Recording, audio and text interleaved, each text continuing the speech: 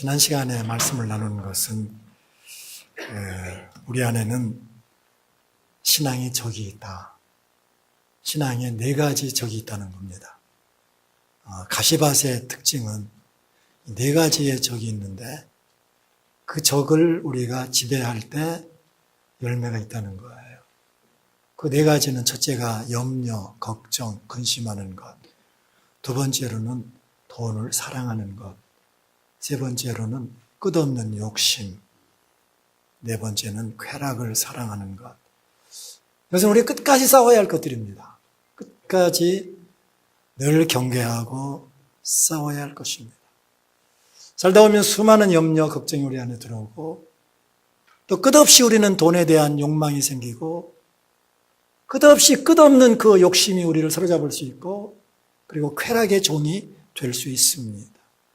그것을 지배할 때에 내가 그것을 지배할 때에 열매가 있습니다. 그러나 그것에 내가 지배를 받게 되면은 천국의 열매는 없다는 겁니다. 우리는 씨 뿌리는 비유 마지막 시간 옥토에 대해서 살펴보는데 천국의 나무는 자라나는 땅이 있다는 거예요. 여러분, 콩알을 심더라도 콩의 토양을 분석해야 됩니다. 작물을 하나 심더라도 토양의 분석을 잘함으로 좋은 작물을 재배할 수 있습니다. 우리가 잘 아는 덴마크, 그 나라는 아주 작은 나라입니다. 우리나라보다 훨씬 작은 나라입니다. 그 나라가 아주 해적의 나라였어요. 전쟁을 아주 좋아하는 그런 민족이었습니다. 그래서 큰 그 전쟁을 치렀는데 결국 패전하게 되었고 그 패전으로 인해서 좋은 땅을 다 빼앗깁니다. 한쪽에 좋은 기름진 땅은 독일이 가져가고 또 한쪽의 땅은 오스트리아가 가져가고 나머지 땅은 황무지와 같은 모래 땅만이 남았었습니다. 백성들은 실망하고 낙심했습니다. 그때 나타난 두 사람이 있었는데 한 사람이 패전방 중 공병상사 달라스라는 청년이었고 또 한 사람은 유명한 구른두비 목사입니다. 그들은 일어나서 똑같은 말을 했는데 칼로 잃어버린 이 덴마크를 괭이로 찾자. 괭이 알죠? 괭이. 해적으로 윤리를 잃어버린 우리 민족 성경 말씀으로 다시 찾자. 하나님을 사랑하고 이웃을 사랑하고 그리고 덴마크를 사랑하자. 그리고 주장한 것은 실제적으로 그 운동을 하기 위해서 나무 심기 운동을 했습니다. 우리는 이 땅이 황무지가 되었고 황무지밖에 없고 모래밭밖에 없는 이 땅을 어떻게 개간하고 변화시킬 수 있는가? 그것은 나무 심는 길밖에 없다. 그런데요, 이 나무 저 나무 심어봤지만은 계속 실패했습니다. 토양을 잘 안 맞으니까, 나무하고 안 맞으니까 심는 대로 다 죽는 거예요. 자라질 못해요. 그러나 그들이 실망하지 않고 또 심고 죽으면 또 심고 다른 나무 투종 갖다가 계속 심는데 시골에 전혀 알지 못했던 그 나무 하나가 있었는데 그 나무가 그곳에 맞았습니다. 그래서 그 나무를 심게 되면서 덴마크는 초원으로 바뀌었어요. 그래서 그곳에서 낙농업을 하게 되고 우유를 팔고 치즈를 팔고 버터를 팔면서 세계에 부강한 나라가 되었습니다.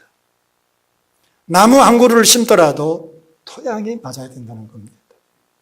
하나님의 나라의 열매, 천국의 나무는 아무 곳에서나 성장하지 않습니다. 길가 같은 밭에서는 성장할 수가 없습니다. 길가 같은 나무 뭐라고 했어요? 말씀을 듣지 못하는 겁니다. 말씀을 듣는 태도가 잘못됐다는 것입니다. 여러분, 성공하는 사람은요, 배우고 안 배우고 그 문제 아닙니다. 지혜가 있고 없고 그 문제 아닙니다. 돈이 많고 없고가 문제가 아닙니다. 건강이 좋고 나쁘고가 문제가 아닙니다. 성공하는 가장 중요한 요인 중에 하나는 많은 사람들이 성공을 연구한 사람들의 말에 의하면 태도, attitude, 태도라는 것입니다. 그 사람의 그 태도가 그 삶을 결정한다는 거예요. 신앙도 마찬가지입니다. 신앙에 있어서 우리 신앙이 어떻게 하면 성장할 수 있는가? 가장 중요한 것은 말씀을 듣는 태도라는 거예요. 말씀을 듣는 것은 영적 전쟁이라고 했습니다. 말씀을 들을 때 우리 신앙이 성장하는데 길가와 같은 신앙은 말씀을 듣자마자 다 빼앗깁니다.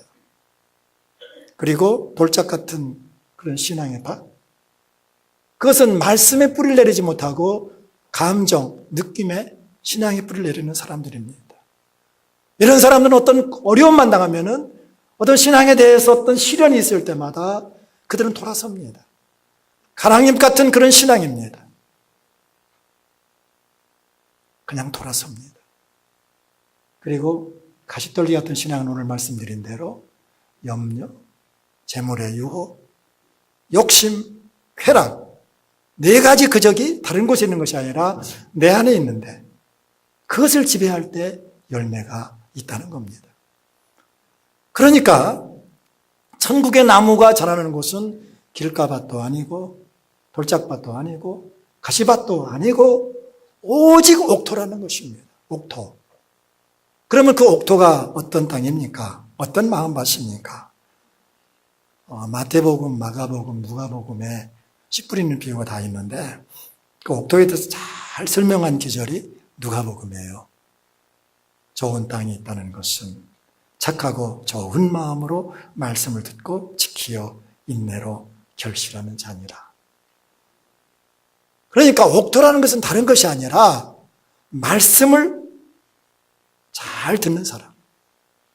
착하고 좋은 마음인데 착하고 좋은 마음이라는 것은 다른 것이 아니라 하나님의 말씀을 잘 듣는 사람이 열매를 맺는 옥토라는 거예요. 여러분, 말씀을 사랑하십시다. 말씀을 사랑하는 사람이 주님 사랑하는 사람이에요. 이 말씀을 마가복음에서는 말씀을 듣고 받아들인다. 말씀을 내 안에 받아들이는 것.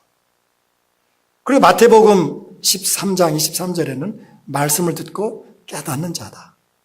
하나님 말씀에 대해서 생각하는 것입니다. 묵상하는 것입니다. 오늘 말씀을 듣고 그냥 없어지는 것이 아니라 그 말씀을 가지고 가셔서 또 묵상하고 또 생각하고 우리가 성경 읽으면서도 이 말씀이 그러한가? 그 말씀에 대해서 깊이 내가 연구하고 그 말씀을 내가 받아들이고 깨달을 때에 그 말씀이 우리에게 뿌리를 내린다는 것입니다. D.L. 무디 목사님이 계셨어요. 그분은 은혜를 참 사모했어요. 산에 가서 나무를 뽑으면서 울부짖으며 기도해서 성령 충만도 받아봤습니다. 그러나 그것은 그 은혜는 잠시였어요. 그 은혜는 잠시였어요. 이 부흥회 저 부흥회 많은 부흥회가 찾아가서 은혜를 사모했습니다. 그러나 그것도 잠시였습니다. 어떻게 하면 내 신앙에 뿌리를 내릴 수 있고 열매 맺을 수 있는가 고민하다가 한 구절의 말씀 읽었는데 그것이 그의 가슴을 때렸어요. 로마서 10장 17절 말씀.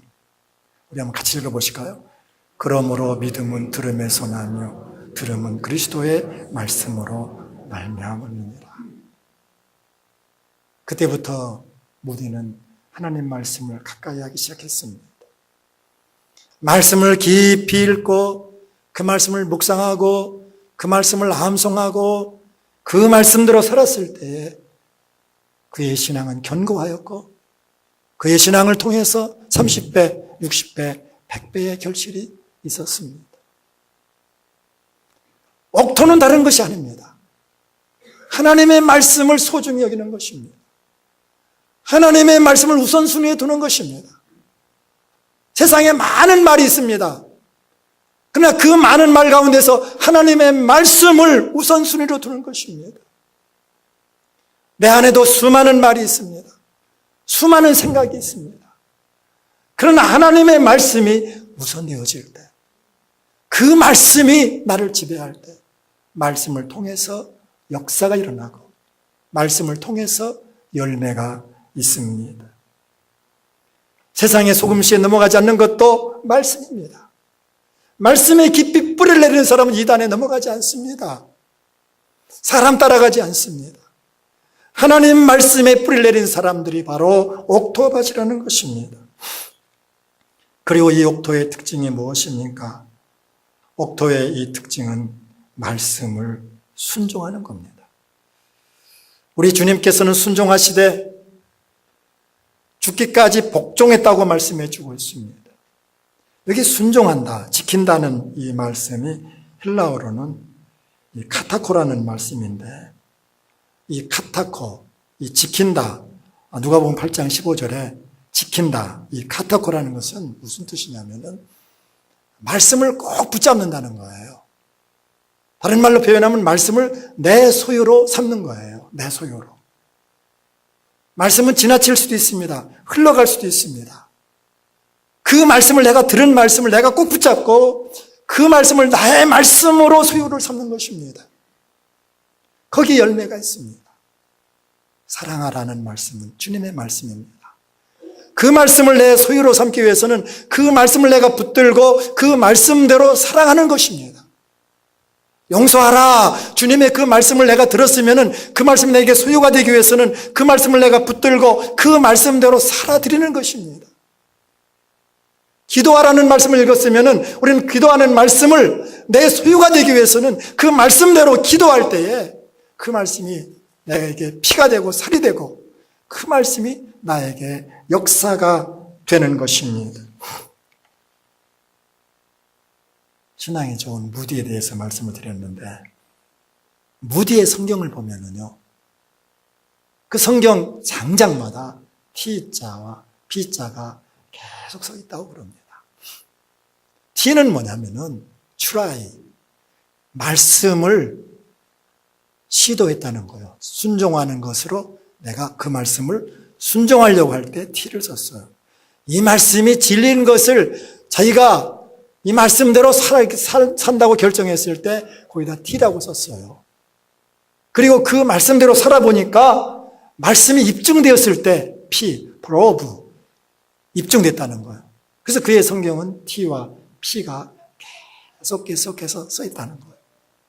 여러분, 말씀이 우리 가운데 뿌리를 내리고 말씀이 우리 가운데 열매를 맺는 것은 다른 것이 아니라 말씀을 내 말씀의 소유로 삼아야 된다는 거예요. 다른 사람에게 준 말씀이 아닙니다. 오늘 저와 여러분에게 준 말씀입니다. 이 말씀을 내 가슴에 새기고 이 말씀을 붙들고 이 말씀으로 살아드릴 때 놀라운 역사가 일어날 줄로 믿습니다. 그리고 하나님의 나라는 인내로 살아가는 사람들 그 마음밭에서 성장을 합니다. 인내하는 사람들입니다. 여기 말씀을 듣고 지키어 인내로 결실하는 자라고 말씀해 주고 있습니다. 우리 그리스도인들도 어떤 어려움 당하면 포기하고 싶어요. 그만두고 싶지 않습니까? 다 놓고 싶을 때가 있잖아요. 다 인지상정이에요. 이건 청소년들도 마찬가지고 어르신들도 마찬가지고 우리가 어떤 어려움을 당해 보면은 다 놓고 싶어요. 정말 포기하고 싶을 때 얼마나 많습니까? 그게 인간이라는 거예요. 3년을 우울증으로 살던 한 청년이 있었습니다. 우울증은요, 대단히 무서운 질병입니다. 수많은 사람이 자살하는 이유 중에 하나가 우울증 때문입니다.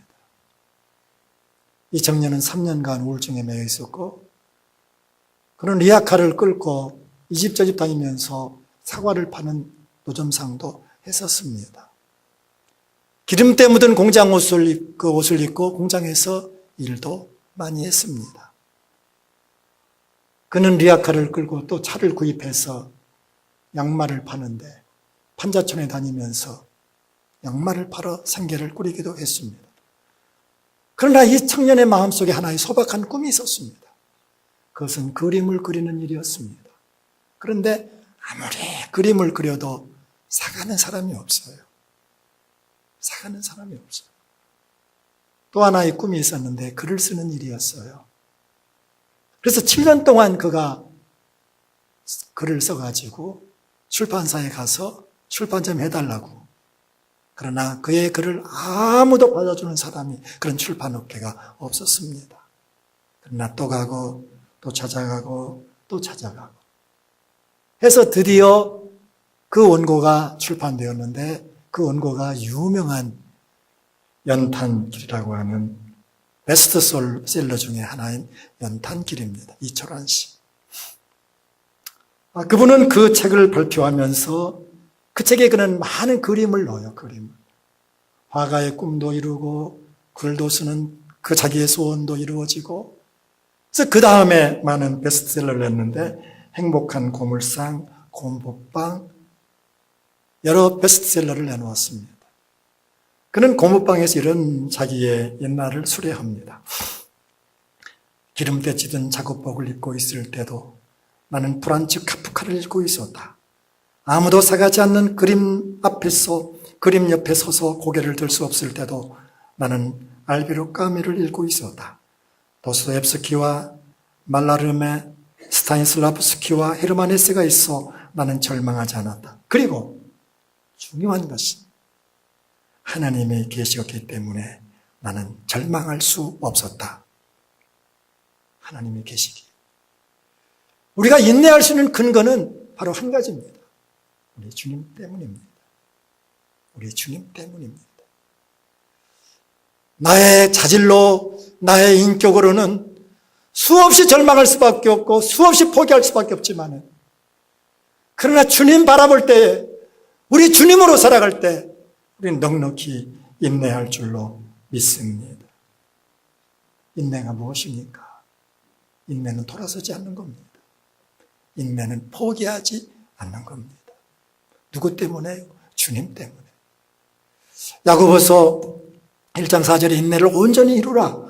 이는 너희를 온전하고 구비하여 조금도 부족함이 없게 하려 함이라. 여기 인내를 온전히 이루라는 것은 수학적으로 말하면 100% 인내하라는 거예요. 100%. 여러분, 2% 모자르면 인내가 실패합니다. 99% 인내에서도 1% 인내하지 못하면 다 헛수고가 됩니다. 오늘 주님께서는 어디에서 천국나무 열매가 맺느냐? 인내하는 사람들. 그 인내는 100% 온전히 인내를 이루라. 인내하면은 주님께서 결실케 한다는 것입니다. 앞서 말씀드린 구른두비 목사님, 이분은 대학을 수석으로 졸업을 했어요. 그리고 목사 시험에 응시했는데 그 목사 시험에서 설교학이 있어요. 근데 그 설교를 어떤 제목을 선택했냐면은 덴마크 지도자들이요, 회개하시오. 시험관들이 이게 젊은 사람이 괘씸하다 해가지고 이 사람을 가장 오지 아무도 가지 않는 황무지와 같은 곳으로 보내버렸어요. 그 덴마크는 국교이기 때문에 다 이렇게 파송을 하는 거예요.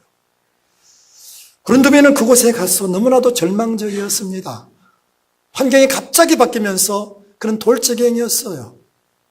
우울증에 걸리게 되고 신경쇠약에 빠지게 되고 헛된 말이 들려지고 황폐하게 되는데 끝없이 황폐하는 나락으로 떨어지게 되었습니다. 그때 구른두비 목사가 하나님께 무릎을 꿇었습니다. 정말 무릎을 꿇었습니다. 살아계신 하나님 앞에서 통곡하면서 울부짖으면서 나를 구원해달라고, 나를 구원해달라고 그가 울부짖어 기도했을 때 주님은 살아계셨습니다. 주님은 그를 만나주셨습니다. 말씀으로 주님은 그를 찾아오셨습니다. 그를 다시 일으켜 세워주셨습니다. 그러면서 그는 덴마크 국민들에게 하나님을 사랑하자, 이웃을 사랑하자, 덴마크를 사랑하자. 우리 주님은 살아계십니다. 히브리서 13장 8절에 예수 그리스도는 어제나 오늘이나 영원토록 동일하십니다. 주님은 살아계십니다. 옛날에 계셨던 그 주님은 오늘 또 살아계셔서 나와 함께 하십니다. 지난 금요일 날 광복절이었어요. 광복절인데 금요일 날 누가 오시겠어요? 다른 때도 많이 안 나오시는데. 몇 사람 그래도 기도회를 하고 어쩌면 어깨가 축 늘어져서 그냥 그 일찍 좀 끝나고 강대상 뒤에서 기도를 하고 있는데 유치원 다니는 꼬마가 강단에 쪼르르 올라와가지고 쪽지를 주고 가는 거예요. 쪽지를. 쪽지 편지요. 그 아이가 썼어요. 꼬부랑꼬부랑하는 그런 글씨였어요. 근데 그 내용이 뭐냐면은 목사님 염려하지 마세요. 하나님이 목사님 곁에 계세요. 내가 아주 기절하는 줄 알았어요. 목사님 염려하지 마세요. 하나님이 목사님 옆에 계세요. 걔가 영안을 보았는지 무엇을 들었는지 저는 그 엽서를 받아들고 얼마나 감사하고 그 아이를 통해서 어린아이를 통해서 우리 주님이 나와 함께 하시는 그 놀라운 것을 깨우쳐 주는데 그렇게 감격스럽더라고요. 여러분, 주님은 살아계신 하나님이셔요.